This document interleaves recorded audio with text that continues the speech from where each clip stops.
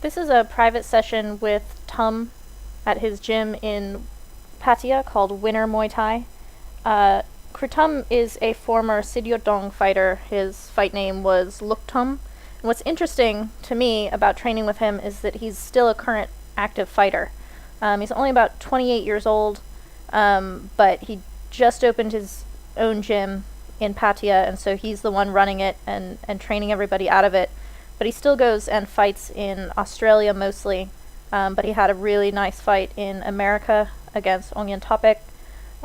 So he's still an active fighter, but not in the Thai scene. So he has a very broad awareness of how to train people from his upbringing at the Sityodtong gym, as well as training Westerners and kind of having people come and train in his gym now. So I love that his style is so he's not super evasive. He stands in, but he's so good at trips. If you watch his fights, his like downstairs effectiveness of getting people to trip over themselves and kind of just keeping you busy up top so that he can throw you on the ground from below is really entertaining and super frustrating to be on the receiving end of it, but he works with me on that in this session. And I felt like a lot of the trips that he was teaching me are immediately accessible and somewhat natural to a close range style, which is kind of a bridge between me being Muay Khao and training with people who are more fimeur, the kind of more evasive style. So it bridges across different disciplines and different styles, which I think is really cool. I had a lot of fun working with Tum. He's very good at explaining things, but he's not overly explanatory on things. He'll let you try things out a couple of times and then correct you if it's not working, and then he just lets you play with it, which is a very effective way of learning and getting to feel out the things that he's showing you. Plus, he's just a super charming and personable guy. So this is Crew Tum in Pattaya, and I hope you guys enjoy it.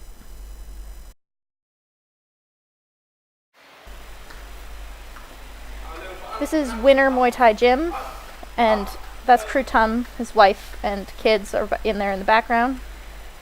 So he just started me out doing like normal drills that you do when you're warming up, just blocks, marching back and forth. This is how Thai kids learn for the first few months of training, is just doing these drills.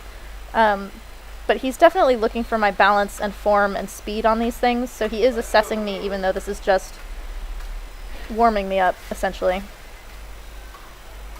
It was very nice of him to come and join me in doing these things. When you have older trainers, they don't do it with you.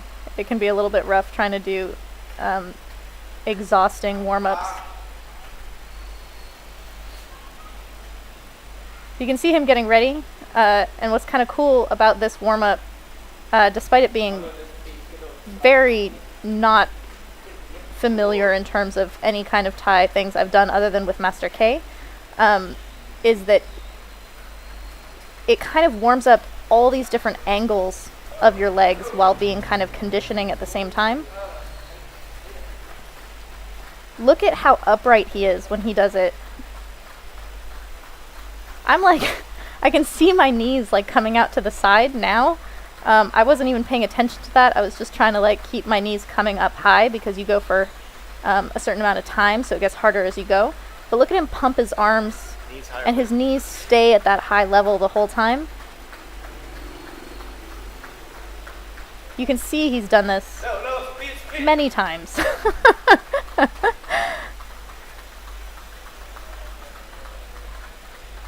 This is really good for, it works your core, but it also warms up all the areas of your legs, like your hips, your knees, your thighs. It gets your Achilles tendons warmed up because you're like pumping on your feet. I don't pump my arms the same way he does. It probably would be better if I did.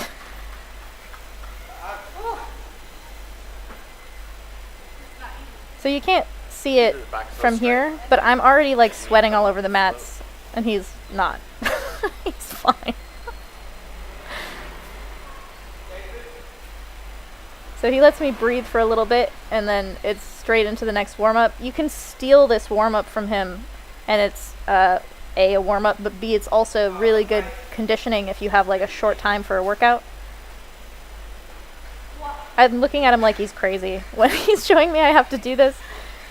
Getting your legs up straight like that in a jumping position.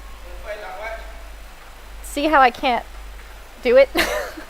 Again, see how he's so upright but angled back a little bit as though he's in like a lazy boy? And he's doing this with shin pads on, which means like added weight like to his shins in doing this. You can see how I'm wearing a shirt so you can't see it, but you can see how it works the core on him.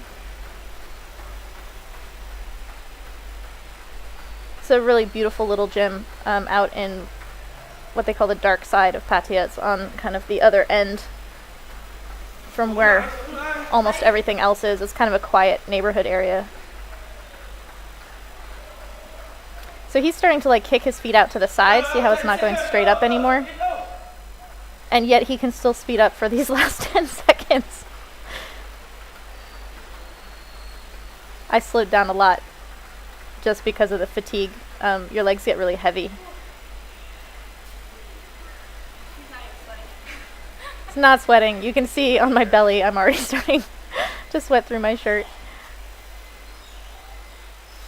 What's good about these bursts too is that before my fights I've found that if you do something that is somewhat exhausting, like a super burst, maybe like 10 minutes before you actually do your fight, and get your heart rate way up and then cool down, you start up faster in your fight. So this would actually be a really good warm-up if you don't have pads or whatever you're doing before your fight, just to like get your heart going.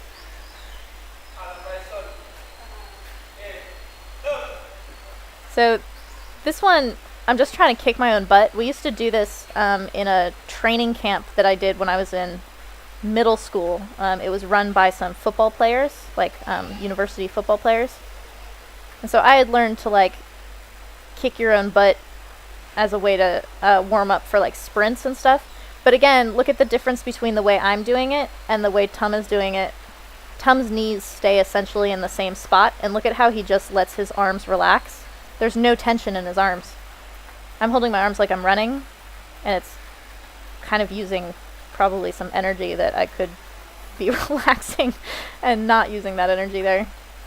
My feet also kick out to the side a little bit behind me because my knees don't stay in the same position, whereas see his is like he's on an elliptical.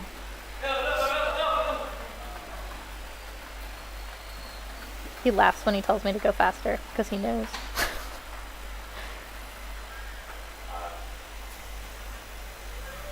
He made a little grimace there. It's good. He felt that one. At least there's one. Behind the ring, up on the wall, that's Sityodtong of the Sityodtong gym. Kevin is saying that he saw this exercise in an old Muay Thai book.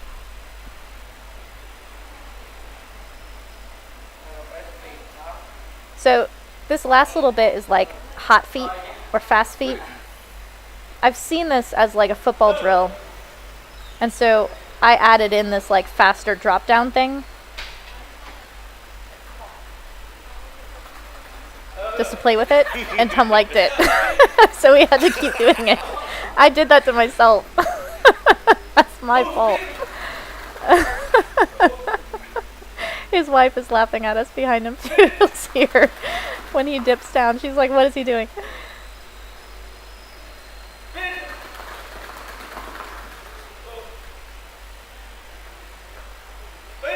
It's nice though to add these bursts into things, because that's actually what fighting is like. You try to get yourself to relax and keep your heart rate at a pretty even keel, and then you're going to have to burst to, you know, intimidate your opponent or land strikes or whatever your thing is. And then you want to be able to cool your heart back down as you go. So as much as I was not a fan of this warm-up, I'm totally stealing from it because of all of the different effective parts of it. I think he lost track at the time. He told me to go fast, and then he looked at the clock and was like, oh shit, it's not done yet. Get to drink some water. So he was telling me who someone was on the poster behind me. It's his father-in-law from the Sityodtong gym. So his wife is the daughter of one of his former trainers, which is kind of cool. We've never worked together. We're both in Pattaya, and we share a kind of lineage. Pattaya is kind of a small town despite it being a city. And so you'll meet people who all kind of stem out from like the same group of people. So he's working with me, just feeling out what I do, and he doesn't know me. I've never done pads with him or anything, but you can see how he's just putting things together in a way that he thinks a fighter should move, and it's very natural. It's very nice. It feels like fight energy. See how he's like creeping in on me and forcing me to respond? He wants me to teep him as my defense. I love pad holders like this who try to pull things out of you without it necessarily being calling all of the shots. It's not patterns. It's like creating energy tendencies and like where you move in the ring. So he's trying to get me to respond to his attacks. And I've never done anything like what he's showing me to do here, so it took me a while to figure it out. So he just started with me bringing my leg up for that block, and then he's going to turn it into a whole move. But this is how he thinks. Like he sees what I do, and then he pieces it together. And see how he pauses between things? There are lazy trainers who pause between things and like walk around to take a break, but he makes it very fight real in the way that he kind of stops between things. And I like that he calls his shots. It keeps it very light, but it also lets you know you should have blocked that.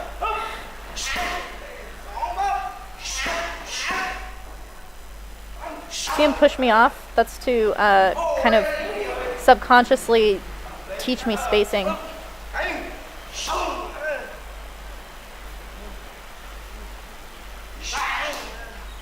So this is interesting because you're just using strikes, but the way he holds pads teaches you tactics and strategies at the same time by feeling it out. If you're just trying to hit the right thing that he's calling for, you'll miss it. But it is getting into your body despite not being aware of it. If you can be aware of it, it's a much faster process.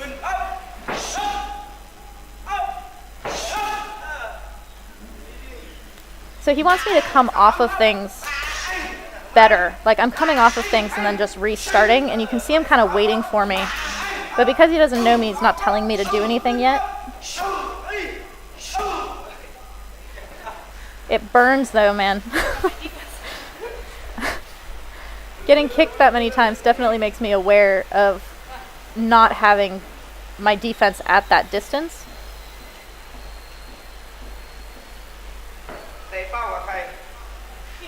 He's asking me who I do pads with normally, and I tell him Pinu. Everybody knows everybody in Pattaya.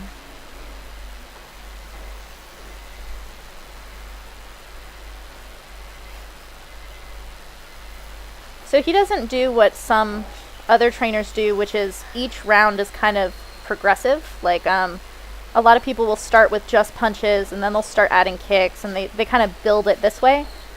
He builds it more like an actual fight. Like he just kind of brings more pressure into each round, but you do everything in each one. So the progression is more of a mental and feeling one. This is what he tried to show me in the first round. So you knee, and then turn the knee into a block. And so he wants me to keep going with it, but I have no idea what to do after that. He wants me to step off. So see how I have to like come off of his neck and control his arms, so that when I come off of the block, I can trip him. Control the arms. And then I don't understand where he wants me to step, so he has to show me. Look at how pretty. It says keep your hands up. Then you control the arms. See how he steps behind me and then basically pins my foot and pulls me over it. This is like perfect Luktum style. He's all about these trips that are seamless to the rest of his style. I don't step behind him. I don't step behind him the way I should, but I pulled him with my foot pinning him in such a way that he did that spin. I would make it easier for myself by stepping more behind him, especially because of our size disparity. But when you pull the upper body, people will just try to catch themselves with their lower body, which is why you're pinning that foot, and they can't catch themselves. It's like a bicycle not having a kickstand.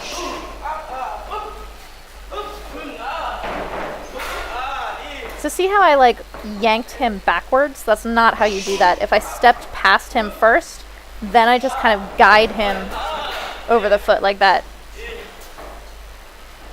His face changed when I kicked him after the spin because he felt that this is more developing in the fight energy.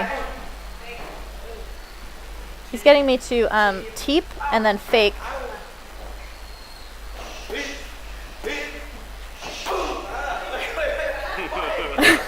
And then I fell into him. I didn't have balance, which is why he's chastising me. So see how I stand in his space? That's fine, as long as I keep attacking out of it. I shouldn't stand in that space and be like, what do I do now? He's got such a nice energy, though. He likes the tag back.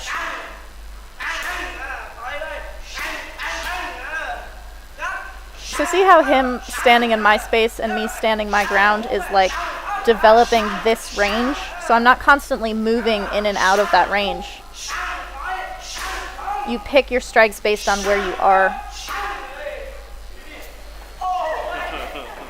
And then he's showing me what I'm susceptible to at that range as well.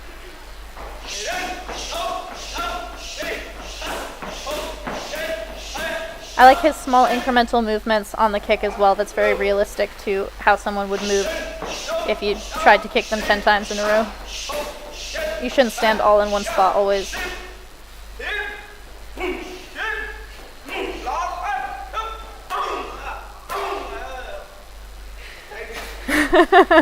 That's also something you should train when you're practicing, is how you come out of rounds. It's totally not something anyone trains, and so what they end up doing is training whatever they're doing kind of naturally, which unfortunately for a lot of people is putting your hands on your hips and walking around looking tired or like hanging on the ropes. You're just not thinking about it. You're like, now I have a break, but you're training it. So if you're going to train something good, and when you end a round, come out of it the way you want to end a round in a fight. Put your hands up, look fresh. Don't stare into space like I'm doing right there. Bad, Sylvie.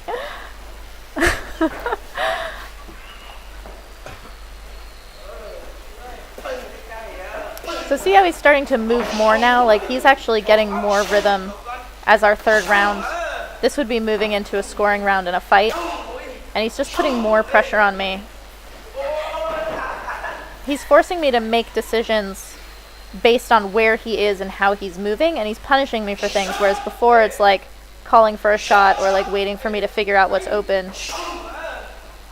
Now things are moving. It's more of a moving target. So I'm trying to use that trip that he had with the knee to block.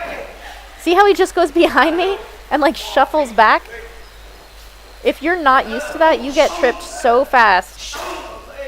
You have to move your leg away from him. Like you can't let him step behind you.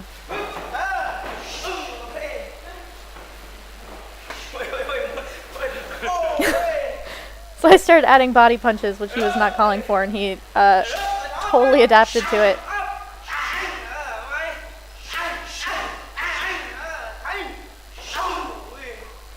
Trainers like this are really cool because you can train with them for a really long time, and you learn things without realizing that you're developing something in a style.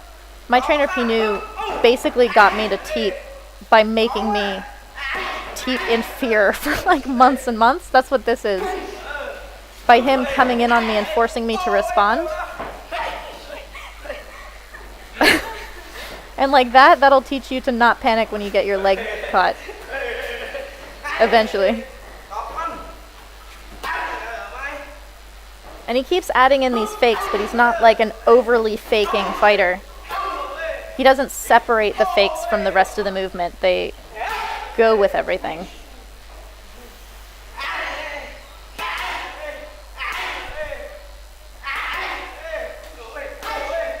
And he is pretty tiring, but what's nice about really tiring pad holders like this who are also playing with you is that you don't pay attention to the fatigue. You're still active, like you're still figuring things out at the same time instead of just trying to plow through the moves.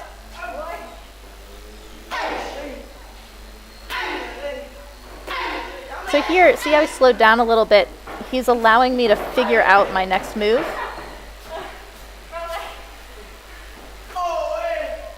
So he gives you a little bit of space for a test kitchen. I tried to do something Karahat showed me by putting him in the ropes, and he did it way better.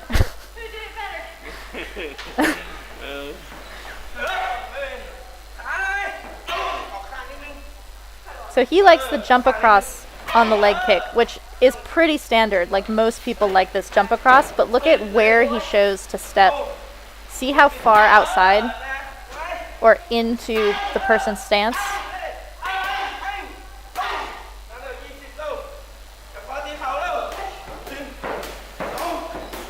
So he's having me burn at the end of the round because you get a lot of things out of fatigue when you're training.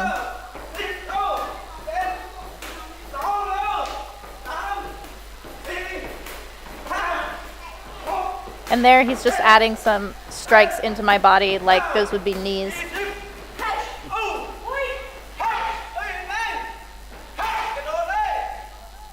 He wants me to jump on it.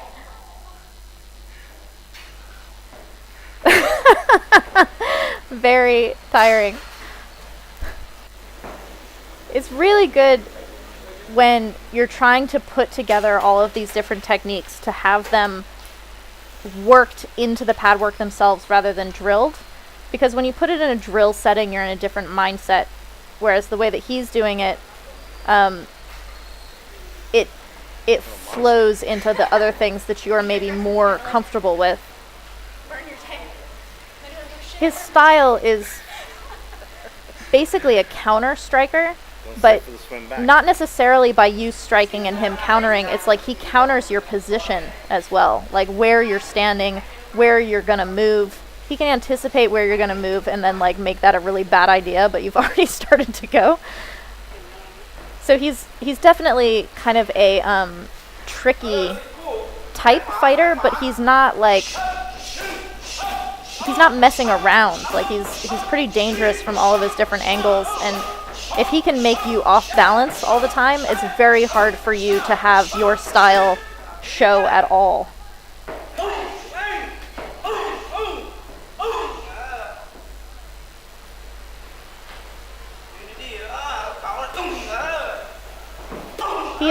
He talked to me much later in the session about essentially being a very well-rounded fighter, so that if someone's good at clinch, you know how to keep your distance, and if someone's good at their distance, you come into clinch. So you might see him against different people, and he'll look like a very different fighter against different opponents because he's basically positioning himself against their weaknesses.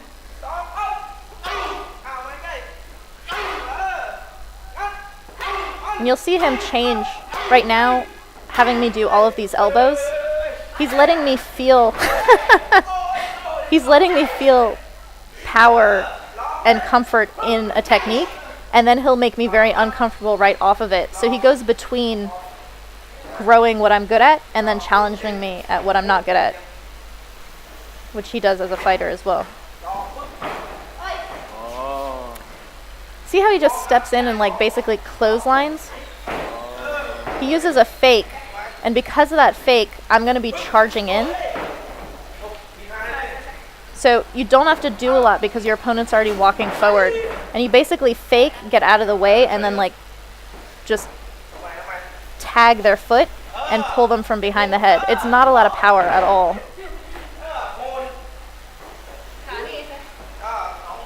Look at where he steps. He's saying that you can put your foot across both of their legs. It's important not to kick the feet. You just pin it with your foot. I'm not stepping to the side quite the same.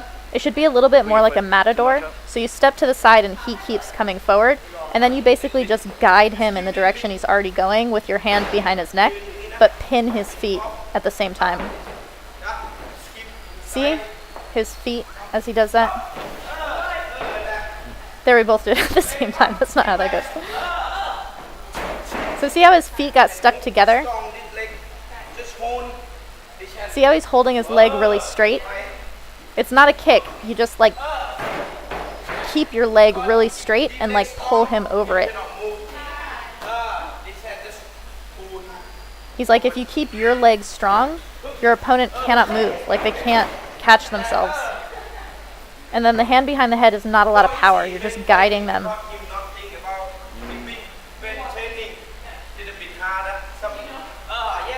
So this is actually a really good point. He's talking about aggressive fighters who are coming forward, which I'm sure when he goes and fights in the West, he experiences quite a lot of. But he's saying when you're training, it's harder to do this move because people know what you're going to do. He knows what I'm doing because he just taught it to me. But he's like, in a fight, your opponent doesn't think about it. They're just coming forward, which is why his tripping techniques of just interrupting the feet is so effective, is because in a fight, you don't think about your upper body and lower body at the same time.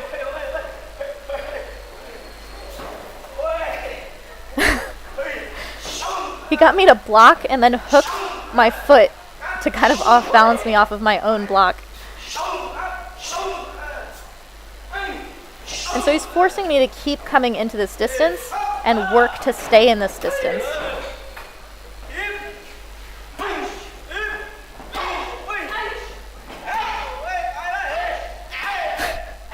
I can see him sometimes wanting to do one of his trips and decides against it because he doesn't want to like break my heart and throw me on the floor all the time.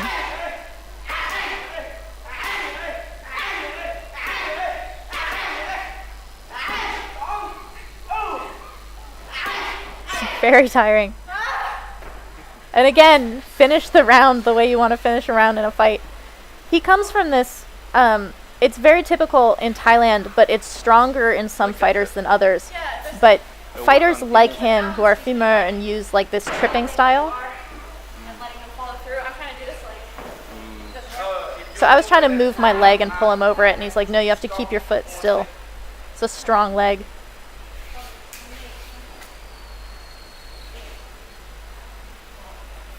So here I'm doing it slow. You just pin the foot, and he'll show me. Look at his right leg. See how he just pins my shin?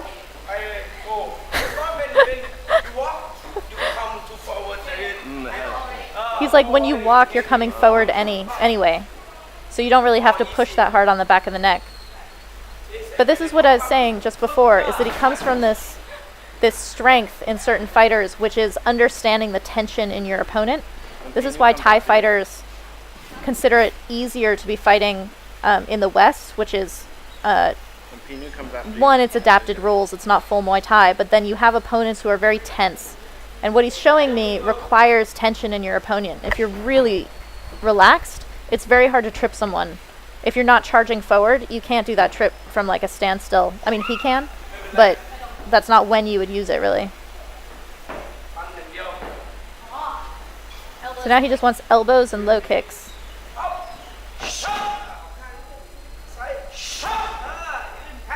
So he likes that jump across, which is actually the same footwork as that trip he just showed me. So again, the same way I didn't step behind him when I did that knee and then block. See how he's showing me that I need to step closer to him? See how I'm like matched up with his foot? Oh, Jesus. So you want to line yourself up with your opponent's foot.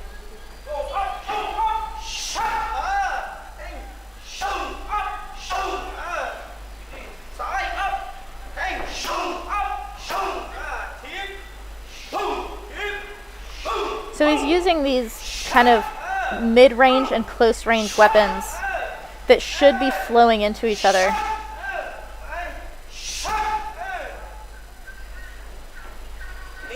This is good for later rounds when your opponent is tired, and so they're going to be moving slower, and you can kind of quarter them off, throw them on the ground.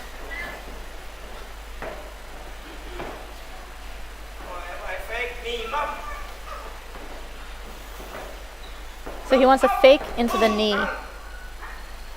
Basically, your opponent is anticipating a teep, and so they're going to brace themselves against it, and it makes them post a little bit.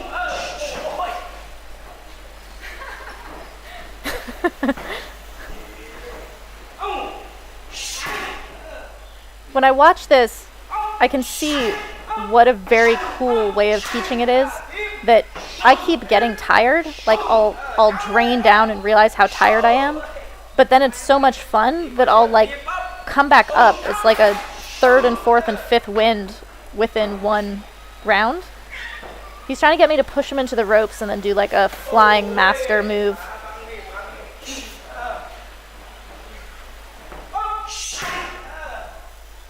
So I'm using the same strikes over and over again, but I should be using them to cut off the ring and like move him into the spaces I want him in.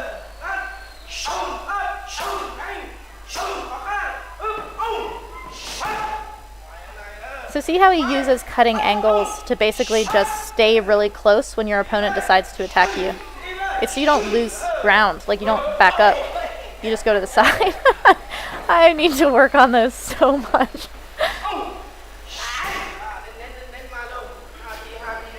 So he's saying nen nen, which means like tight or accurate.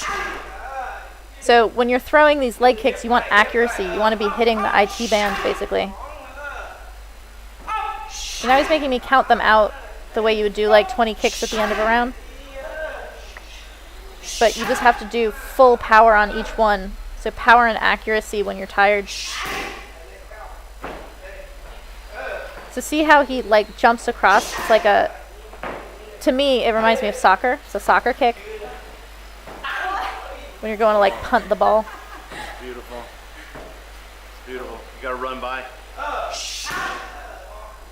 So see how I land like in between his legs and far away? I should be outside his stance. I'm not getting close enough to him.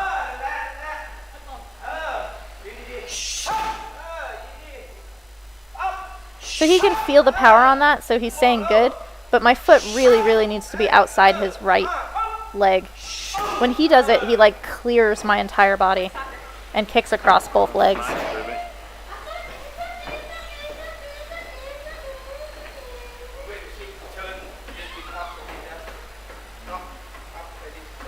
So when you're doing a leg kick, you have to kind of create this arc down. See what he did with his hand?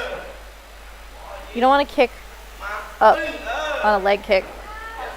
It like digs into the thigh.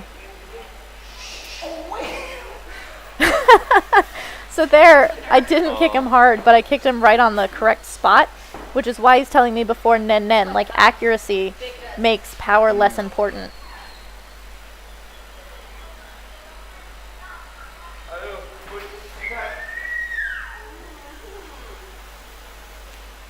So now he has me put on shin guards. So I've been doing power and pad work and like going through all of these different techniques, but now it's time to like put them together in sparring, which is an entirely different animal when you're going against someone like Tum. He's so slick and experienced and understands all of these different angles. Like the way I was saying before, he knows where you're going to move kind of before you do.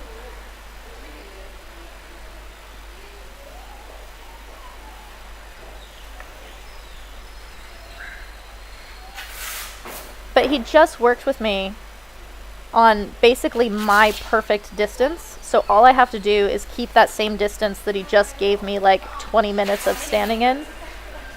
This is his son. He looks exactly like Tum, but like tiny. It's really funny.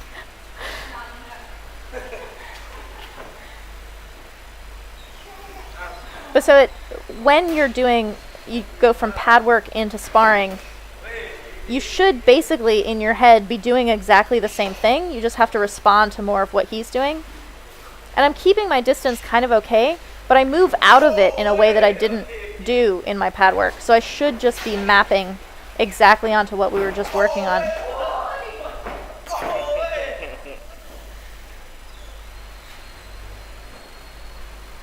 if you watch him, like, how he changes his positions, so he's creeping in, but he's never still. When I get frustrated and when I'm trying to figure out where to strike, I get really still. He is standing in one spot, but he's never still. See how he's moving? He's causing me to react, and I'm trying to like fake and make him react, and he's like, whatever. Does not care.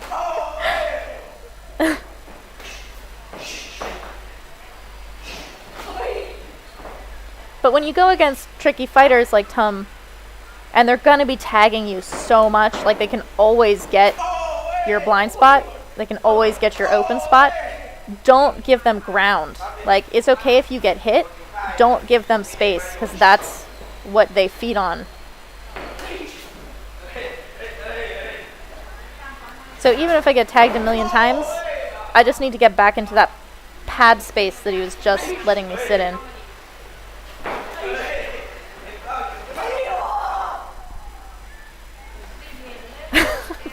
Calling my points. It's an important part of sparring.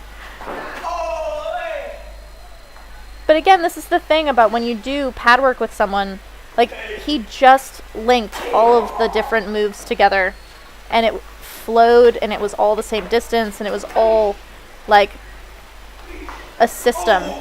And now you can see that I'm doing completely different strikes, because I just went into Sylvie zone again. Like, I just am doing whatever I normally do. If I were doing exactly the same things that he had me doing in pads, and he wasn't calling for things, this would be a completely different sparring experience. Just repeat what you did. It's a mental thing. He's fun though.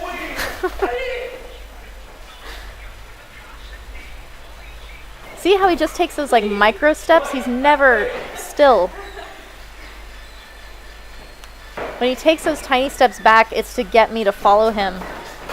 And then he uses my weight transfer to attack me. I'm basically only shifting my weight forward without any consciousness of what his weight is doing. He's already on his back foot, which means that he can defend whatever I'm doing. I have to wait for him to be on his front foot, which he knows, so he's never on his front foot unless he's attacking me.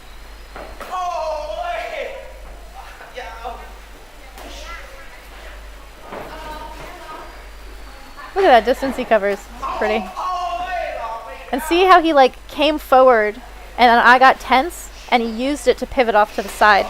That's why his trips, see? He got me very busy up in my face and then he tripped me down below. That's totally his style. It's so effective.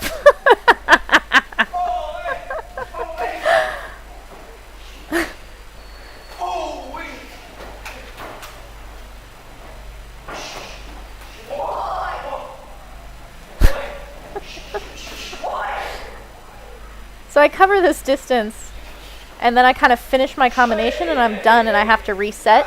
When you look at Thai fighters like Tum, they never reset. They come back to neutral, but they're never resetting their stack. Like, they're never starting over. There, I have to start over. Trying to find my way in. Getting knocked in the face.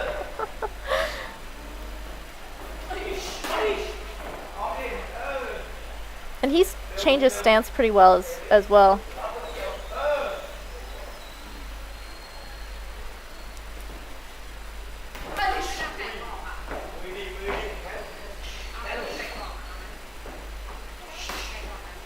So he's just giving me like verbal cues. He's telling me to pay attention to my hands because he sees the openings, and so he's giving me a warning instead of just smacking me in the face. Which there, I didn't keep my hands up off of his verbal warning. So he showed me.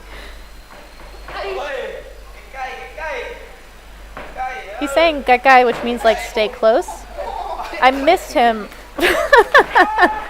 I missed him from like a foot away.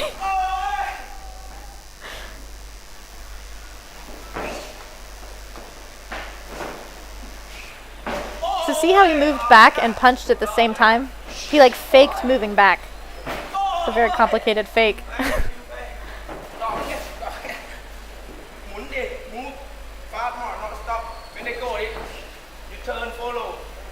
So when he's coming after me, when he does his burst to try to come after me, he's telling me to pivot off to the side. That's how you stay close. You don't go backwards. You just go to the side.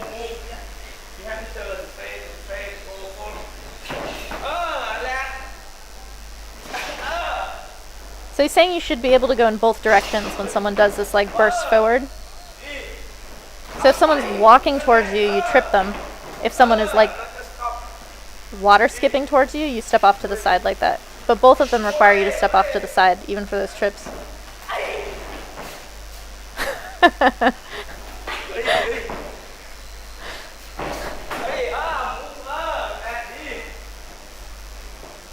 It can be incredibly frustrating to spar with people like this who just can do whatever they want. But if you just don't take it seriously, like none of these points are being actually like racked up, and I can just call my points as though they're way better than his. You can get a lot out of the kind of constant flow of it. See how I'm stopping a little bit less? I'm stopping in space, but I'm trying to link my strikes together more, which comes from what he's doing. I'm mirroring him a little bit.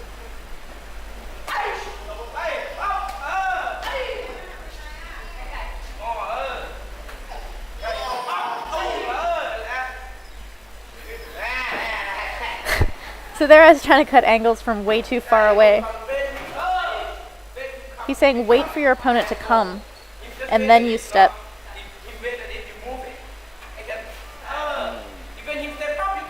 He's like, even if he just walks forward, you step to the side.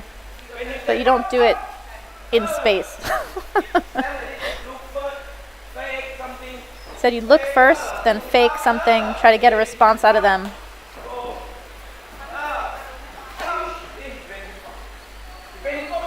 He's like, then when he comes, you step over.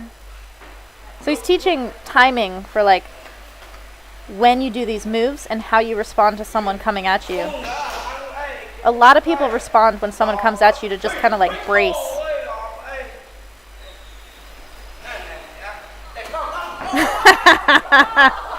He did his perfect step over and I just clipped him on the jaw. Look how happy he is. Did my Nam Kabuan push an elbow off of the ropes. So see how he lets me do my long ass combination and he just waits to attack my legs. That's Tom, man. And now he's winning.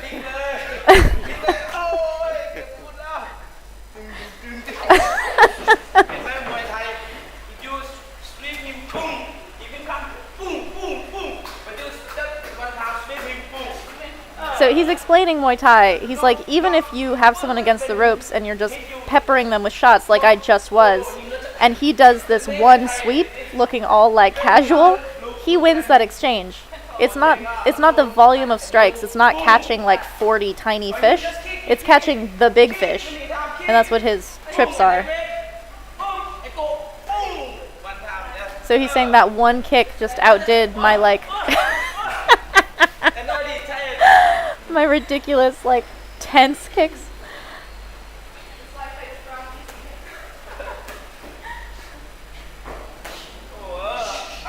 So he's basically just like saying he already won. He's waving bye-bye. The fight's already done. But he basically just defends. Like he's always defending, but he's not going backwards unless it's like a tiny step. But see how he's just picking his shots from the distance? And he's waiting for my punch and then taps my leg.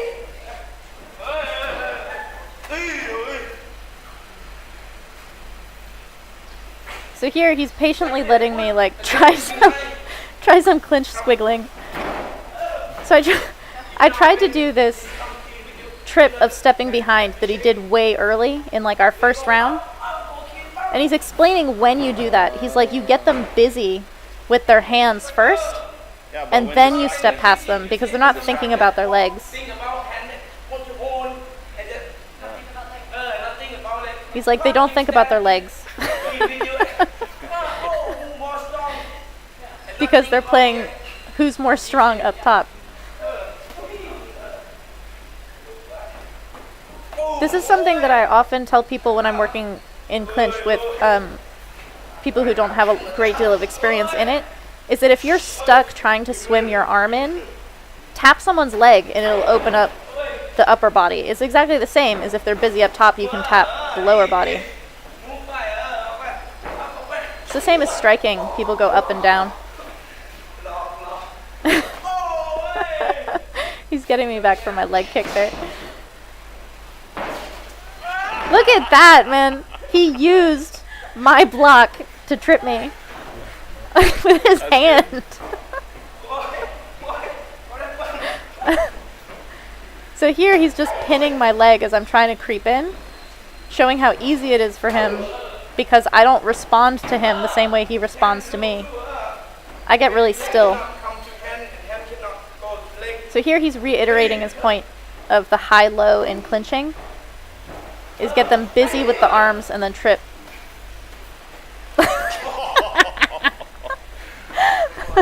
Easy trip. It's like he has thumbs and I have no thumbs. It's just not fair. So here, he's teaching me what I should do when he's pinning my leg with that teep. He's like, it's easy if your opponent is just driving into you. But see how he just did that little hop back? That off balances me. So basically when someone is against the ropes, you need to super relax and take a little bit of space, whereas it's a lot of people's tendencies to just drive in.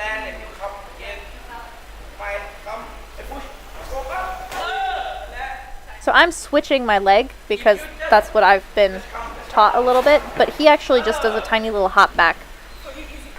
That works against the wall of China as well when people block your thighs with their leg. Not like this. See how he's coming at me? That should be seen as very easy. It's so funny because in the West, people see what he's doing as being brawlers and it's really hard to deal with. Thais are like, this is the easiest thing to deal with when someone is tense and just walking towards you. You just get out of the way. So this is what I was saying earlier. He's like, if someone's not good at clinch, clinch them. If someone's not good at distance, distance. So basically he's a super well-rounded fighter that just loves to trip, so that's what you see a lot of.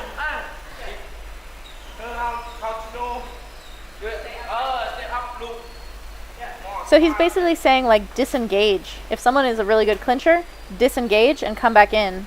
If you're a really good clincher, disengage and come back in.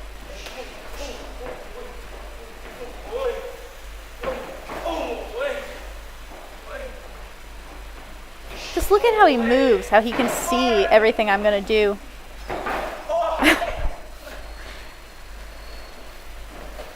That was my lame attempt at tripping him.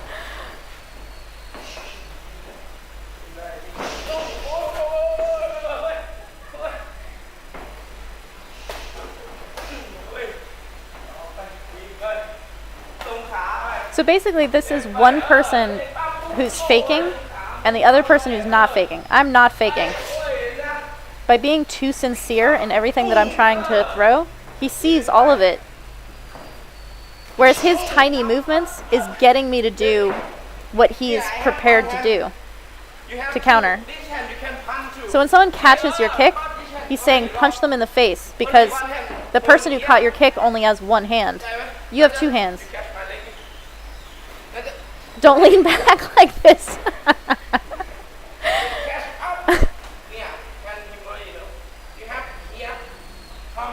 See, look at his leg to his hip to his shoulder and his head. He's so balanced and upright. That means that the punches are going to be really powerful even though he's on one leg. And see how it forces the person who caught your kick to lean back?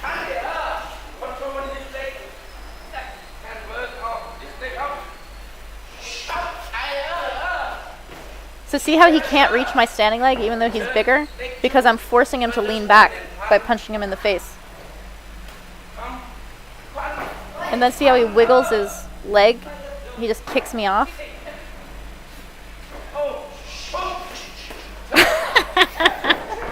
Don't lean back.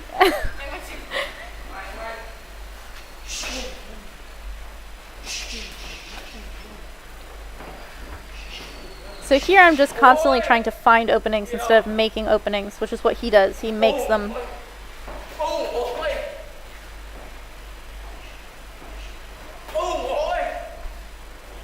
He sometimes looks you right in the eyes, but often he's looking at your chest. So people have asked me, like, where should you look in Muay Thai? There are different schools of thought, but he kind of goes between the face, which is like intimidating and kind of come get me, and he's also watching the torso, like the chest area, because that's where he can see where I'm trying to go. You can see there he looked down at my hips because he sees I'm trying to kick. Look at his kick, how it like whips out. He gets longer at the end of it, but it's still bent at the knee.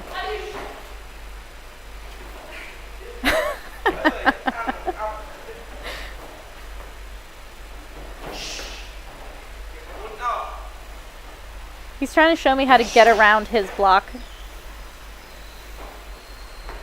And I'm just trying the same thing over and over again. He's like, nope.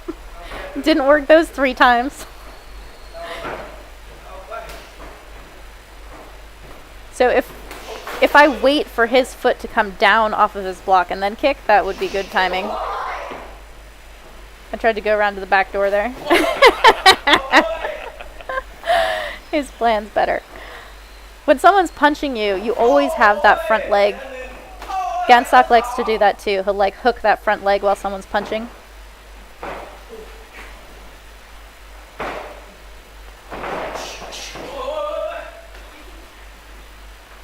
So in my fatigue, I've actually slowed down and I get really still before I want to do something. So here, I have to wait for him to come forward and then I can do those. You can't trip people as the advancing fighter. You can come forward to get someone to come towards you, but you don't trip while walking towards someone. It's them coming towards you.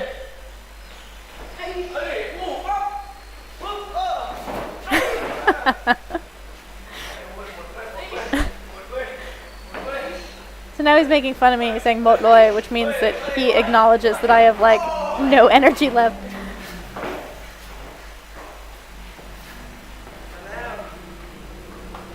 See, I'm stuck. I get stuck in that position. I just kind of start over. He put me in the rope.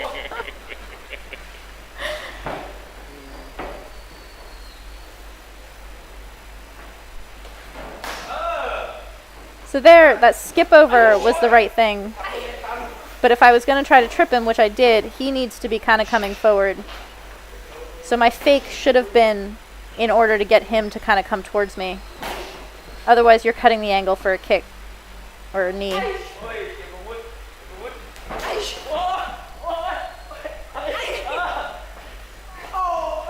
He keeps tripping me the same way as I'm coming forward with his back on the rope. He's pulling my like feet out from under me.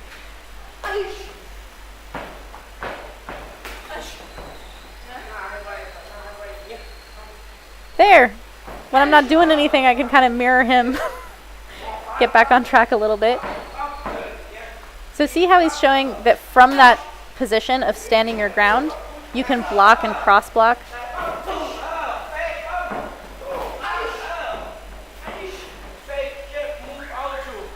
So he's saying fake and move out to the side.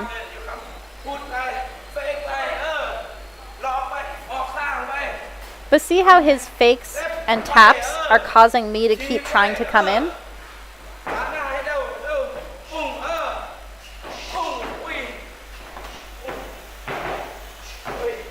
And he totally does not just like put his hands on his forehead and do that 11 guard and like turtle up. He's actually quite open, which is causing me to keep coming forward and trying to tag him. He's actually like goading me by not fully covering himself.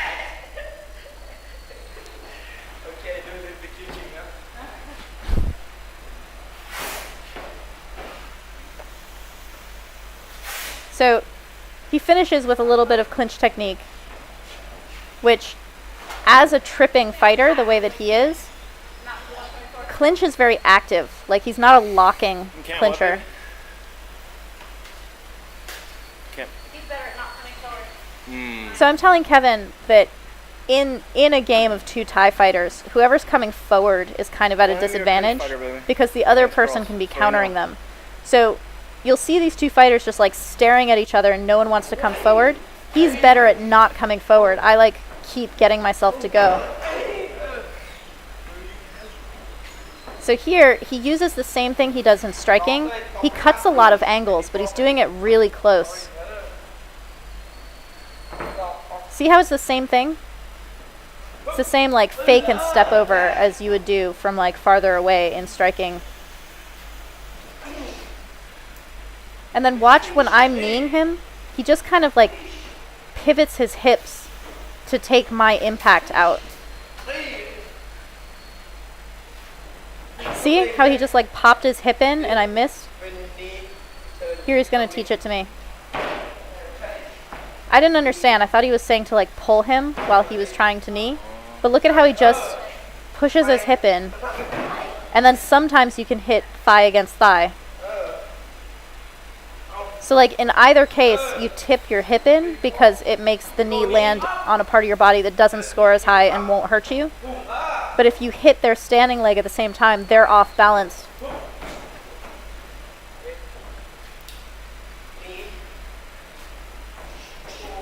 Look at his body, like take me out of it and just look at how his body is moving.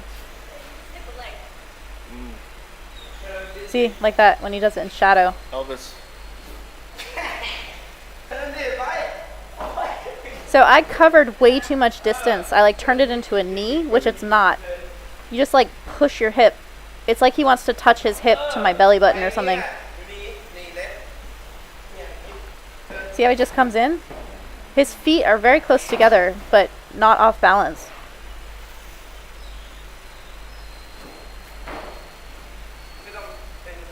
He's saying you don't have to pull them. He's like, keep holding. It's not a pull. See how he just pops his hip in?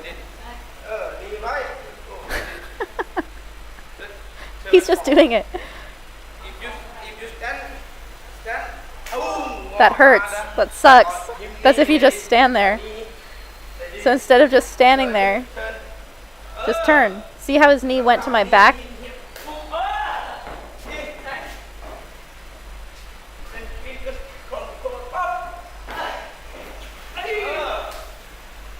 This is really good for when people come in and clinch. When they grab for the clinch and they immediately knee, if you have this in the bag, like, you kind of take away their belief in their knees, like straight away.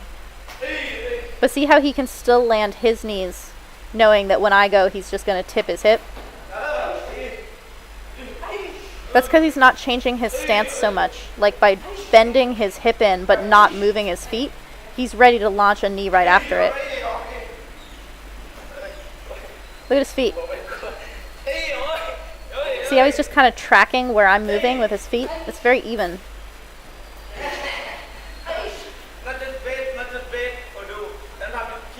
So he's saying don't just wait to do this one move. I'm doing that because I just learned it. I'm trying to practice it. But you'll hear this from a lot of trainers. They're like, not every time when they show you something. When they show you a trick, it's something that you like throw in. It's not something that you do every time.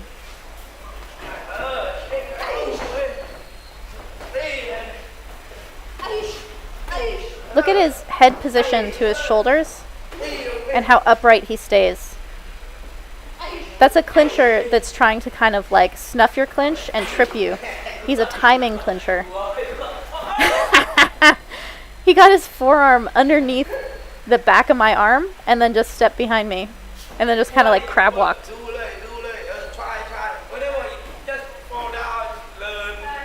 So this is cool what he's telling me. He's like, when you're training, go ahead and fall down. He's like, try everything. Like, it's not wrong to fall down. That's how you learn your balance, and that's how you learn these different moves.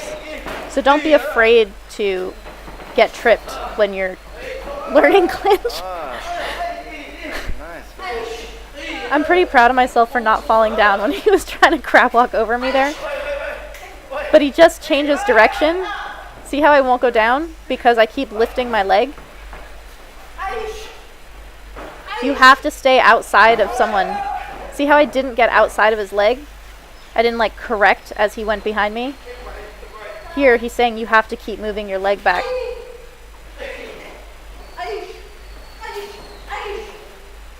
So there I'm not waiting for his knees. I'm trying to do the Elvis hip into his thigh to like trip him.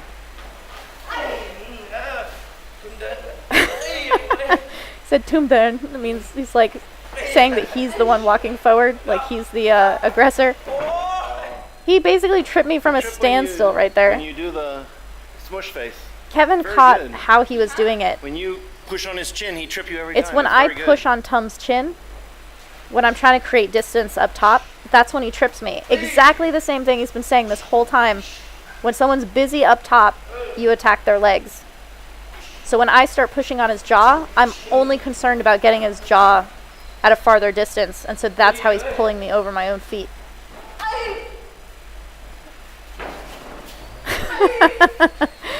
My arm hook's pretty good. Struggling with it a bit.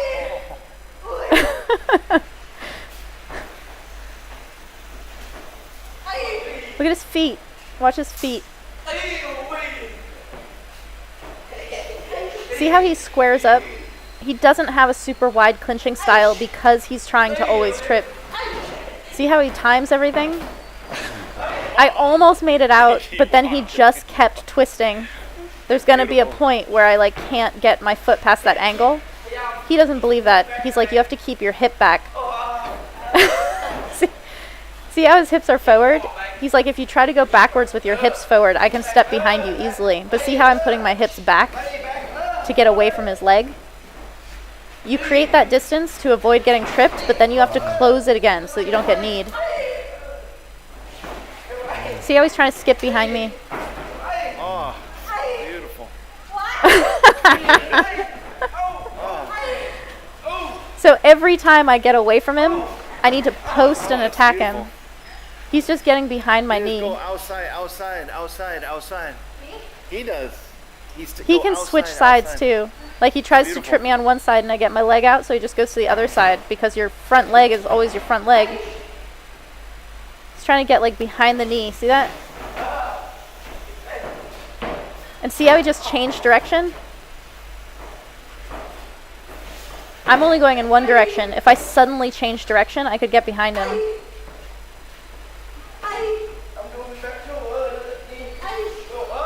See how I had to knee and then step behind him?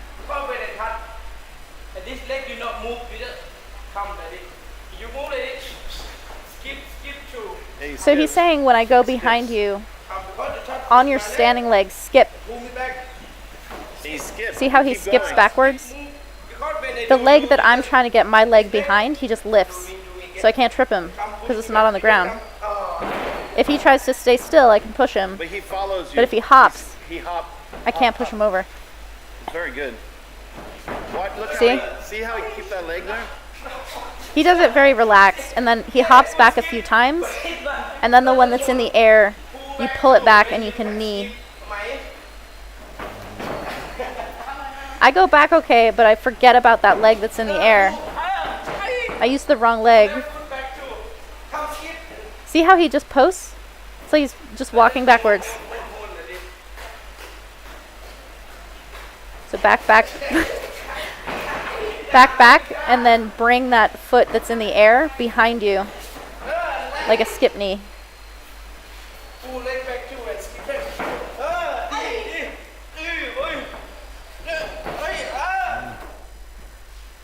See how he's just tracking which leg is on the ground, and that's the one he can trip? You only have two legs. Just pay attention to two. There, other leg. There. Couldn't quite get behind it.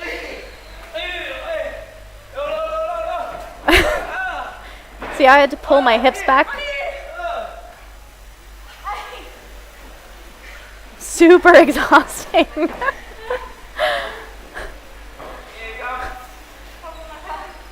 So he's going to show me. He's going to show me because I never quite got that in that drill. So I understand the hop back, but I did not understand how to then bring your leg that's in the air back to post. Step that leg back and knee. It's exactly the same as when you like pull someone and then knee them. You have to pull it back though. You pull it back, switch stance. Yeah, when you're hopping, you bring the foot back eventually. Yeah, out of the way. You can see I'm confused. Yeah, you're hopping, and then you switch stance. No. See how I brought the wrong leg back? That foot goes back. Hop, hop. The hopping foot goes back. Then the hopping foot. There. The one that's in the air, you just post it behind you. Look at how he uses it as his pivot. There. See?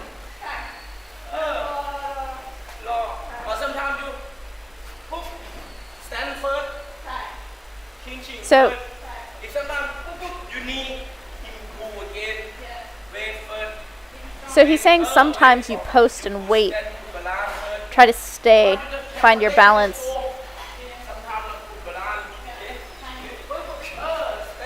See? He's saying you put your leg back and find your balance. You don't necessarily have to throw that knee. You can just find your balance first. Balance. Then I can do something else. It doesn't have to be the knee. See how he's whipping me around, but he's just causing me to like feel my balance everywhere I go. Can you show her how the trip? So Kevin's asking Tom to show me how when I was pushing on his face, he would trip me. So see where his hands are. He's saying you already have position because of how long my arms are.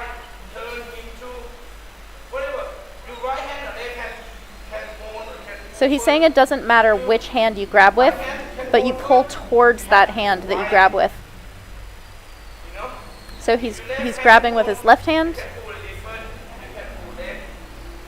Grab with the right. So the foot that's pinning the leg is the same side as the arm you're pulling with. Oh, it's like a wee hawk. A little bit. See how he goes behind my arm to just kind of like help guide me that way? Look at his hands. And then look at how he turns his hips. See how it's just a little bit. He's not using power.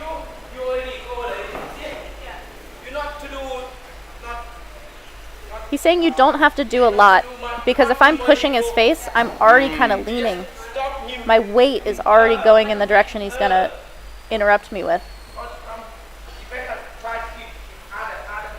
So he wants me to go hard so that I can feel the like pull someone towards the direction they're already going in. See how he was pushing forward? So I don't have to do a lot.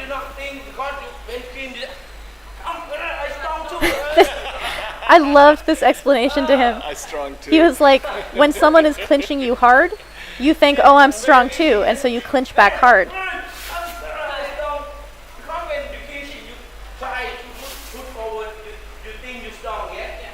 He's like, if you think you're strong, you're going to push forward.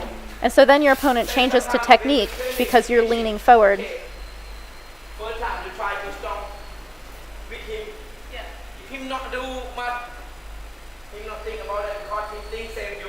So if he starts strong and you go strong and he doesn't think about how to solve that, he's going to keep going strong and then you go to technique.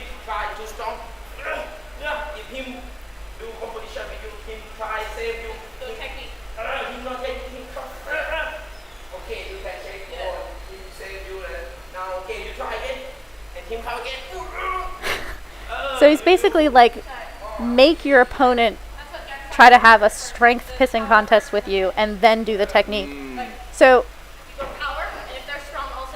I'm telling Kevin that Gansak told me many years ago that in clinching you go power first, then technique. Now Tom explains it. He's like, if you do technique first, your opponent's like, oh, I can do technique also. But But you want to do power first so that your opponent is like, I'm strong too, and then you do technique, because going from power to technique gives you a step ahead. Going from technique to power, less so, because you're tense. And you do technique. Boom. So if you do technique first, Too soon. your opponent's like, I have technique too. Yeah. You do again. Now, when you come in, be careful and try. Yeah.